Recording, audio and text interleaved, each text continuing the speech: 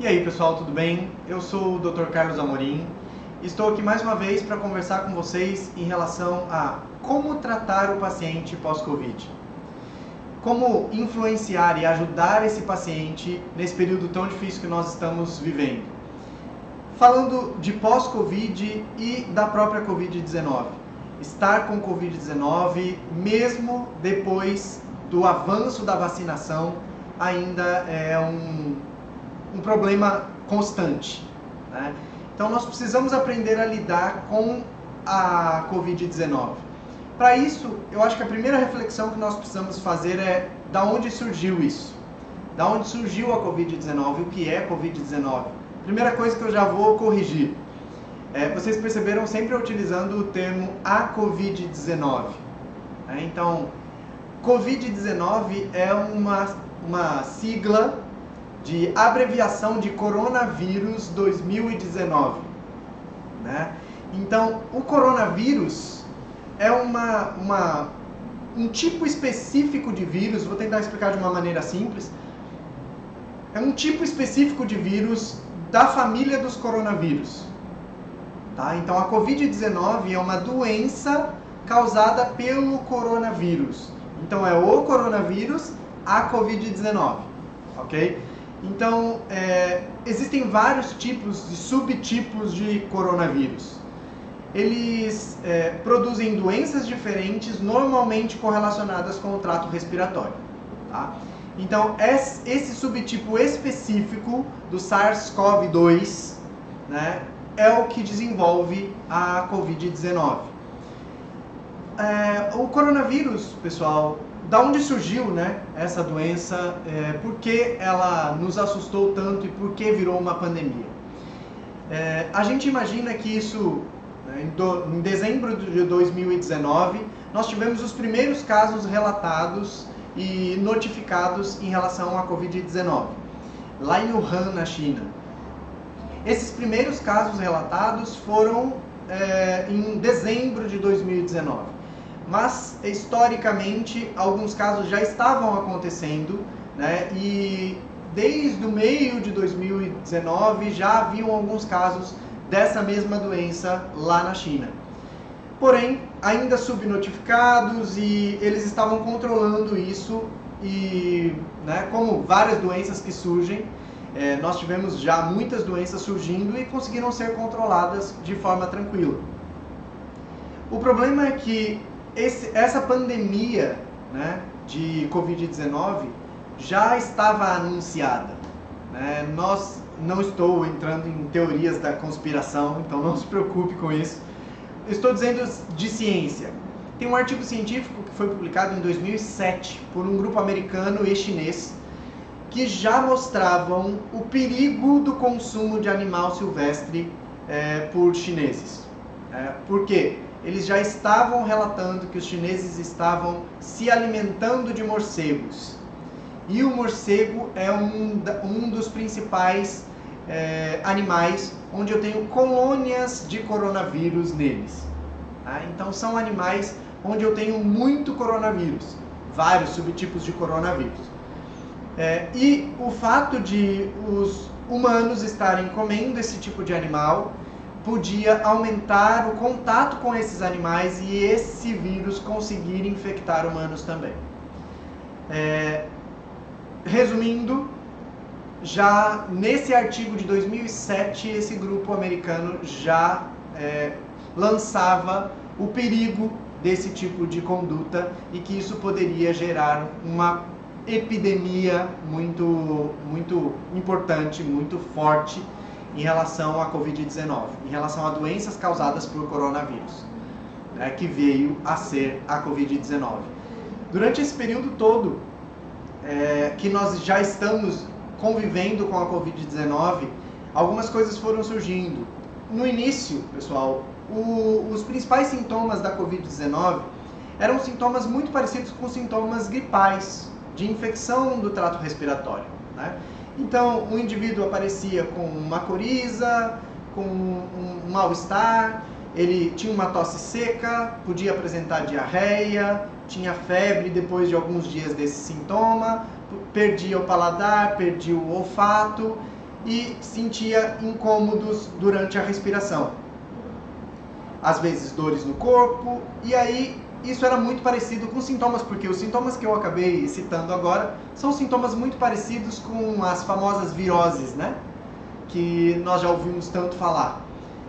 Então, nós achávamos que a Covid-19 seria uma doença de repercussões clínicas muito parecidas com doenças respiratórias, né? Como a influenza, por exemplo, né? A epidemia de influenza acabou mostrando um controle um pouco mais tranquilo de se fazer e não virou uma pandemia, né? Então, imaginávamos até então, no início da pandemia, que a Covid-19 era sim uma doença de repercussão leve, que era só grave em um percentual muito pequeno da população. Idosos, imunodeprimidos, pacientes com alguma doença específica que tinham o sistema imunológico muito debilitado já, pacientes oncológicos, e acabavam tendo problemas graves da Covid-19. O problema foi que a Covid foi avançando e esses sintomas se tornaram muito maiores, mesmo para os indivíduos que apresentavam a forma leve da doença. Qual é o problema? O problema é, indivíduos tiveram Covid-19, 10% aí, mais ou menos, em média, acabavam desenvolvendo a forma grave da doença. Tá bom, 10% é pouca gente. Não, 10% é muita gente, né? Epidemiologicamente, isso é um percentual muito alto da população. Porque a transmissibilidade da doença, o quanto ela é transmissível na Covid-19 é o grande problema. Ela transmite muito fácil, né? Então é muito transmissível e acaba acometendo um número muito grande de pessoas. Mesmo tendo 10% que desenvolvem a forma grave, esses indivíduos precisavam de internação, acabavam precisando de intubação, de ventilação mecânica e precisavam de UTI. 10% da população ficando doente, precisando de UTI, pandemia. Por quê? O sistema de saúde de nenhum país estava preparado para lidar com isso. Nosso, aqui do Brasil, também não estava preparado, tá? Nós não tínhamos leitos de UTI suficiente. E aí, quando você para pensar nisso, já é interessante chamar a atenção. Não é só no Brasil, tá? Então, vocês viram como a Covid-19 acabou afetando países como Itália, países como Estados Unidos, países... Então, assim, você fala, não, países muito desenvolvidos, com um sistema de saúde, de controle de saúde, com uma medicina muito avançada. Sim, ninguém estava preparado, nenhum sistema de saúde estava preparado para lidar com esses sintomas. Ah, mas doutor, esses sintomas não são sintomas leves na grande maioria? O problema é que mesmo pacientes com sintomas leves estão apresentando no pós-Covid repercussões da doença. E aí você pode falar, mas não são repercussões tão graves. Durante o andamento do entendimento, eu vou dizer até assim, em relação à Covid-19, algumas coisas foram ficando mais claras. O que preocupava mais na Covid-19 não eram esses sintomas gripais, né? Chegaram alguns artigos científicos, teve um artigo científico da revista The Lancet, específico sobre respiratório, que começou a chamar a atenção de que pode ser que nós estávamos errados no início da pandemia, que a Covid-19 não era uma doença respiratória, que era uma doença vascular. Por conta das repercussões, muitos pacientes começaram a apresentar coágulos, dificuldades de coagulação, trombose, e aí começando a mostrar outra repercussão da doença. Aí outros artigos científicos começaram a mostrar a cascata inflamatória provocada pela Covid-19. O coronavírus, ele acabava tendo uma interação, né, e isso nós fomos descobrindo com o tempo, muito forte com o sistema renina-angiotensina-aldosterona. Tá? Então vocês já ouviram falar, acho que pela primeira vez, alguns de vocês, da ECA2. O que significa ECA2, né? Então alguns até riram do ECA. Mas ECA é uma sigla de enzima conversora de angiotensina. Tá? Então, o sistema de renina-angiotensina-aldosterona é um sistema, para vocês terem uma ideia de forma simples, que controla vasodilatação, vasoconstrição do seu corpo, tá? Então, dos seus vasos. Então, contrição e dilatação dos vasos, tá? Porém, não é só isso. Então, o sistema renina-angiotensina acaba tendo repercussões no sistema renal, no sistema neurológico, então, na contração muscular. Então, existe repercussão do sistema renina-angiotensina-aldosterona, não só em controlar, por exemplo, sua pressão arterial, né?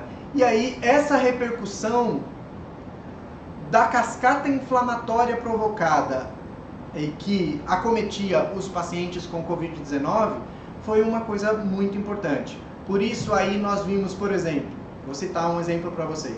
Por que paciente com obesidade, paciente obeso, ou até às vezes com sobrepeso um pouco mais elevado, apresentavam quadros graves da Covid-19? E alguns eram infectados com a Covid-19 e 2, 3 dias depois estavam internados na UTI.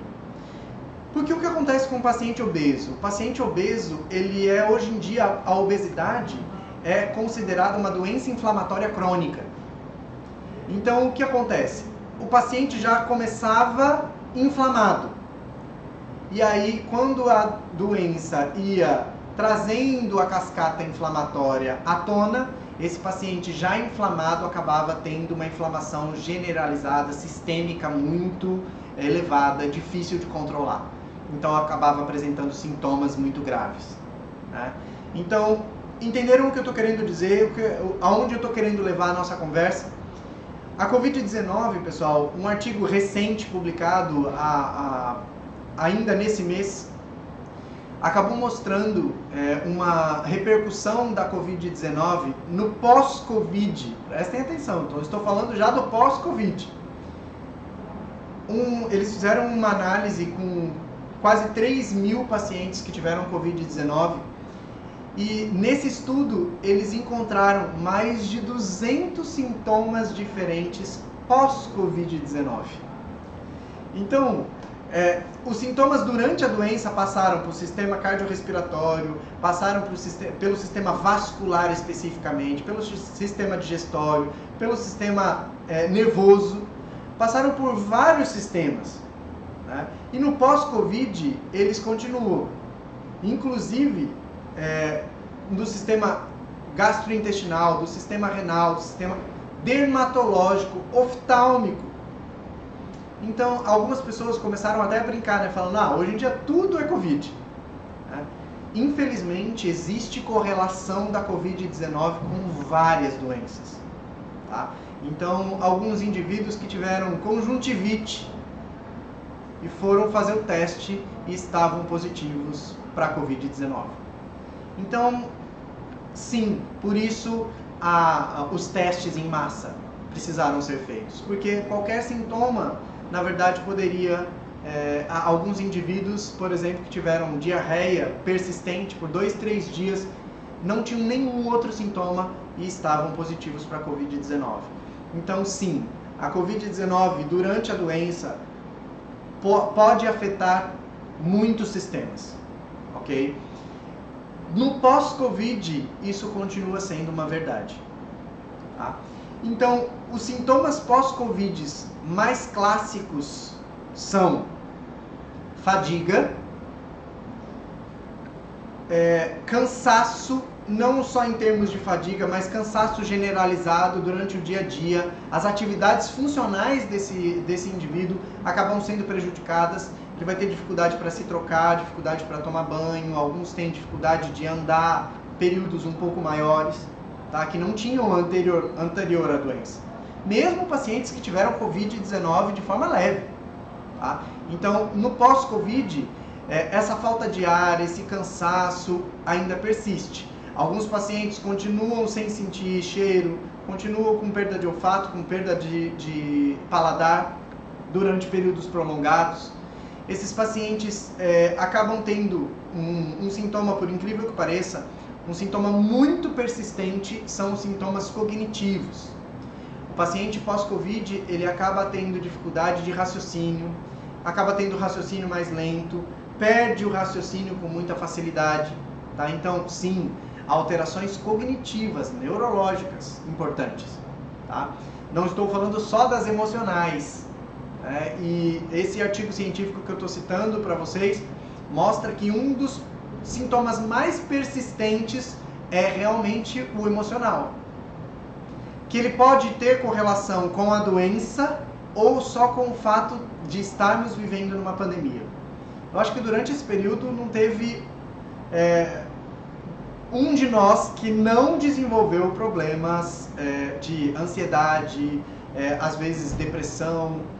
Todos nós ficamos muito ansiosos, né, durante esse período, porque a incerteza do amanhã traz ansiedade, né?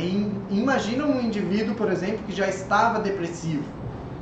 Durante esse período de isolamento social, durante esse período da pandemia, você imagina como ficou esse paciente em termos de saúde mental? Então, era um paciente que já estava lidando com depressão. E aí, uma pandemia faz com que o único momento que ele saía para ir trabalhar, que convivia com algumas pessoas, isso foi cessado na vida dele. Então, às vezes, uma pessoa que está morando num lugar, que mora sozinho, que não tem a família por perto, que era o único período de socialização dele. Então, isso também é importante no pós-Covid. Esse paciente vai trazer repercussões do sistema tanto cognitivo quanto emocional. Então, você precisa estar preparado para lidar com isso. Durante o pós-Covid, nós temos visto muitas alterações nutricionais. Então, pacientes com alterações de micronutrientes, principalmente, vitamina D, vitaminas B12, complexo B em geral. Então, esse tipo de alteração nutricional vai repercutir na saúde geral do paciente. Então, se ele não tiver um aporte em relação a isso, ele vai ter mais dificuldade de sair daquele período pós-pandemia, daqueles sintomas pós-pandemia. Uma alteração clássica, muitos pacientes sentem dor muscular, dor articular durante o pós-Covid. Isso persistente, não só durante o exercício, mas durante o repouso. Então, pacientes que sentem desconforto ou até mesmo dor articular e muscular, dores nas costas, lombalgia, muito clássico pós-Covid. Está correlacionada com a falta de força muscular, com a falta de condicionamento físico ou até com algumas musculaturas específicas que enfraquecem durante esse período. Então, também há necessidade de um aporte específico. Você precisa saber qual músculo é esse que você precisa tratar, aonde eu posso ajudar mais. Algumas pessoas vão precisar de um osteopata, vão precisar de uma fisioterapia específica, vão precisar de um tipo de treinamento específico para sair desse pós-Covid. Então, a literatura científica já tem mostrado, tem alguns artigos científicos mostrando o tratamento domiciliar desses pacientes durante a Covid e pós-Covid para lidar com esses sintomas. Então, sim, é eficiente, já é comprovado cientificamente. Tá? Então, alguns pacientes positivados para a Covid-19 durante o período de isolamento de 14, 21 dias, dependendo da política da região, esse paciente era atendido de forma remota para manter-se fisicamente ativo, mesmo dentro de casa, comer bem, faziam terapias psicológicas de forma remota para manter-se tratando mesmo durante alguns sintomas leves. Esses pacientes, muitos deles não evoluíram para a forma grave, mesmo tendo chance de evoluir, mesmo sendo idosos, mesmo tendo doenças pré-existentes. Então, dentro disso tudo, pessoal, eu acho que durante a pandemia nós começamos a olhar um pouco mais para a nossa saúde. E começamos a entender que não cuidamos muito bem de nós mesmos. Não sei se vocês concordam comigo, mas durante a pandemia nós acabamos percebendo que deixamos a nossa saúde de lado muitas vezes. Não temos boa higiene, muita coisa a gente poderia melhorar na nossa higiene, no nosso dia a dia. Atitudes simples nós precisamos aprender a lidar. Alguns países, por exemplo, sempre usaram máscara. Não sei se vocês já repararam, os países orientais, o indivíduo, quando ele estava com sintoma gripal, ele só sai de casa usando máscara. Isso já é costume em alguns lugares, em alguns países, né? E aí algumas pessoas entraram em pânico de ter que usar máscara, né? Então, e a máscara protege muito a pessoa que está com você. Então, também passa por uma questão de respeito, né? Então, todas as medidas que foram tomadas em relação à saúde eram importantes naquele momento, né? E agora, quando paramos para pensar em relação à nossa saúde, a gente precisa entender que os pilares da saúde precisam ser respeitados. Nunca ouvimos falar tanto de sistema imune quanto durante essa pandemia. Vocês concordam? Eu acho isso muito legal, muito interessante. Eu sou entusiasta do sistema imune. Sempre estudei sistema imunológico, sempre gostei muito. É muito difícil, então é muito legal. De você aprender um pouco sobre o sistema imunológico, entender a repercussão dele no seu organismo. Estar mais saudável parte dos pilares da saúde. Praticar atividade física regular, não tem como fugir, né? Vou parar nessa primeira porque preciso falar sobre isso. Você toma banho todos os dias? Você escova seus dentes todos os dias? Você penteia o seu cabelo? Para quem tem cabelo, no meu caso eu tenho pouco, mas tudo bem. Você precisa entender isso. São hábitos diários, concordam comigo? Você levanta, você arruma a sua cama, você arruma a sua casa, você faz comida. Fazer exercício deve ser um desses hábitos. Você não pode escolher fazer ou não. Concorda comigo? Se você resolve nunca mais tomar banho, você vai ter repercussões da saúde em relação a isso. Não fazer exercícios vai te trazer repercussões na saúde. É um fato, não é uma escolha. Ok? Você pode escolher não fazer e vai ter que lidar com a consequência. Ok? Então, saúde é assim que funciona. Você precisa, um pilar da saúde importante, treino, você precisa fazer, ok?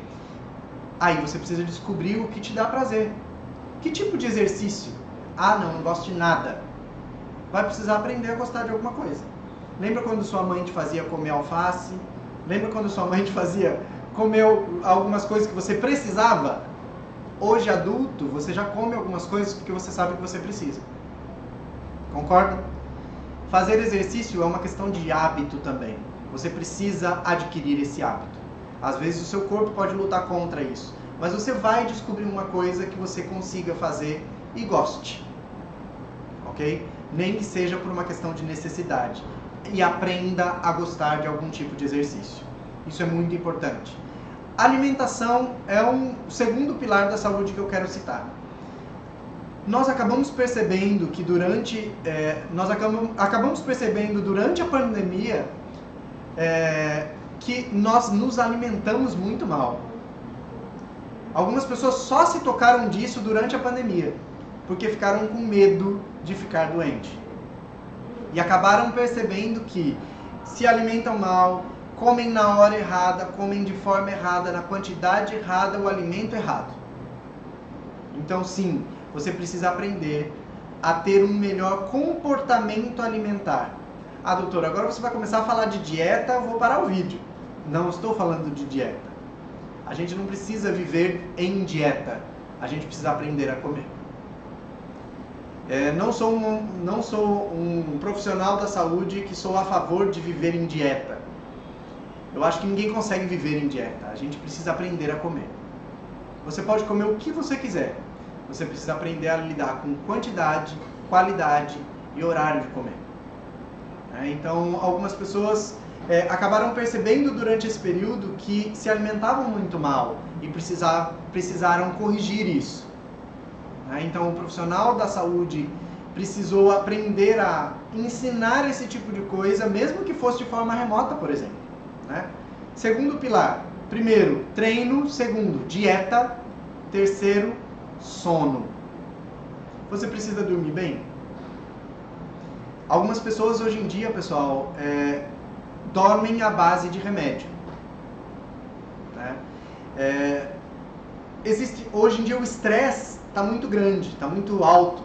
Eu lembro que eu falo isso sempre para as pessoas em relação ao estresse.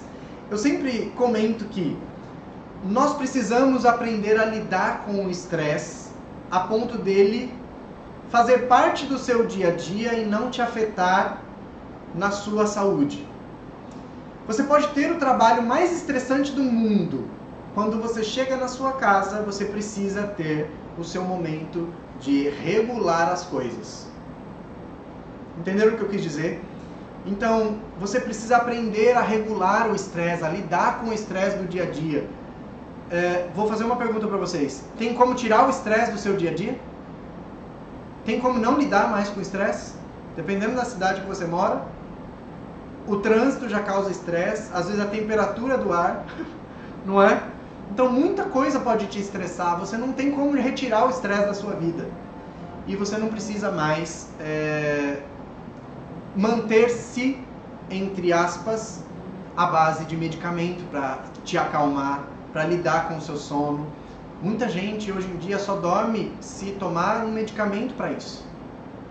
Só consegue lidar com o estresse se tomar um medicamento quanto a isso. Né? O século XX, pessoal, foi marcado pela... A principal doença era a obesidade e síndrome metabólica. Tá? Então, os problemas metabólicos foram a doença do século XX. No século XXI, os problemas emocionais são a doença do século. Tá? Então, sim, você precisa aprender a lidar com os seus problemas emocionais para isso se refletir numa boa noite de sono. Tanto o controle do estresse quanto o sono são pilares da saúde nesse momento. Tá? Outro pilar da saúde muito importante é a sua espiritualidade. Você precisa cuidar do seu momento espiritual, seja ele como você entende ele. Se você quer parar para meditar, se você quer fazer suas orações, se você quer se aproximar de Deus ou do que você acreditar, você precisa cuidar do seu lado espiritual também.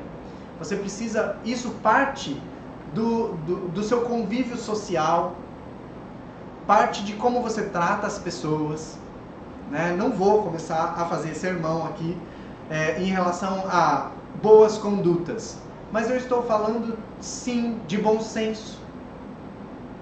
O bom senso, ele faz parte do seu cuidado de saúde, sim.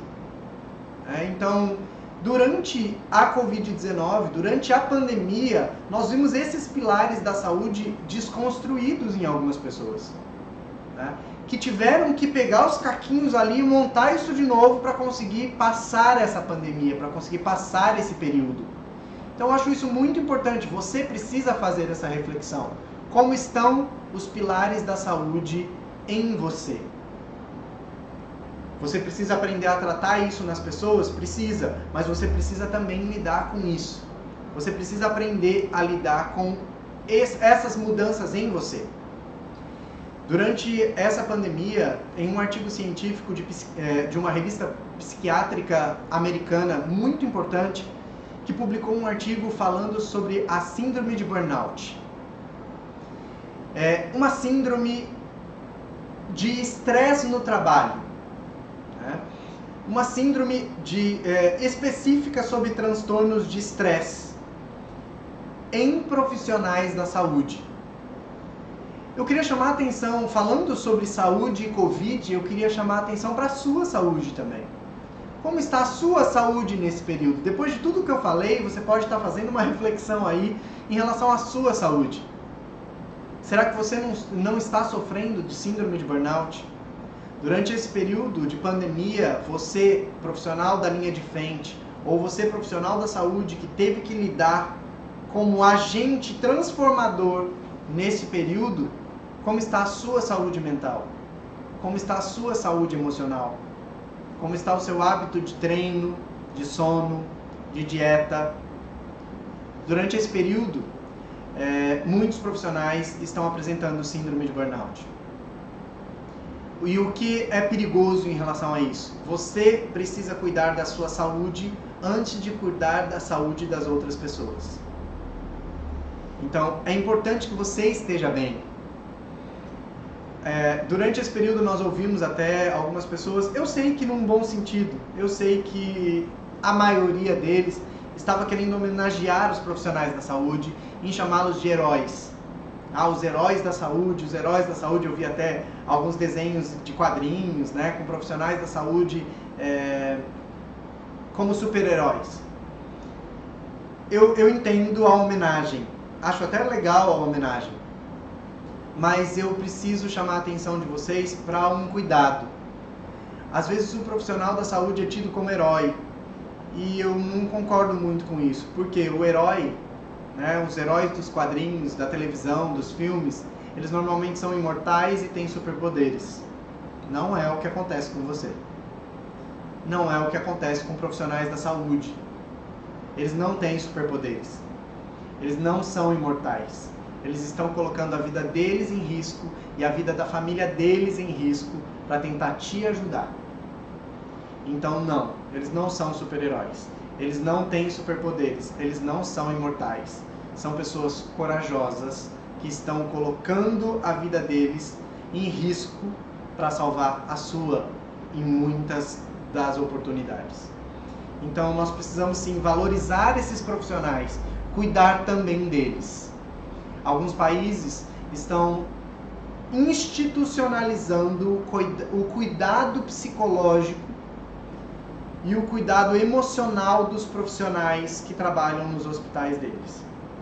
Então estão fazendo isso de forma periódica, estão colocando esses profissionais, estão colocando profissionais da psicologia, da psiquiatria, para auxiliar os profissionais da saúde para lidar com esse momento. Esse é o momento de cuidar da nossa saúde. A Covid-19 é uma pandemia que se tornou muito grave e provavelmente trará repercussões muito graves no pós-Covid também.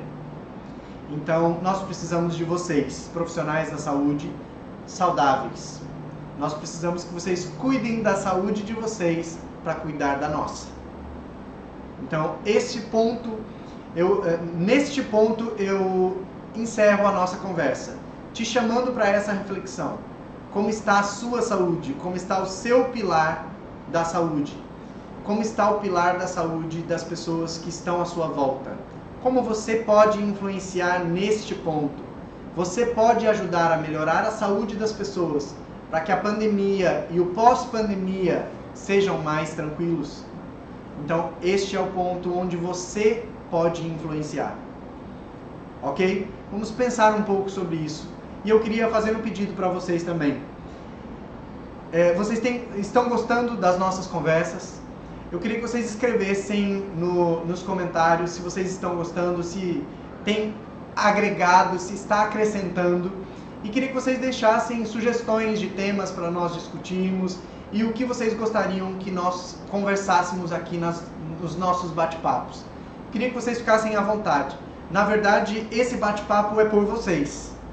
É para ajudá-los. Seja você um profissional da saúde ou uma pessoa que está sofrendo com a Covid-19. É vocês que nós queremos ajudar. Fique à vontade.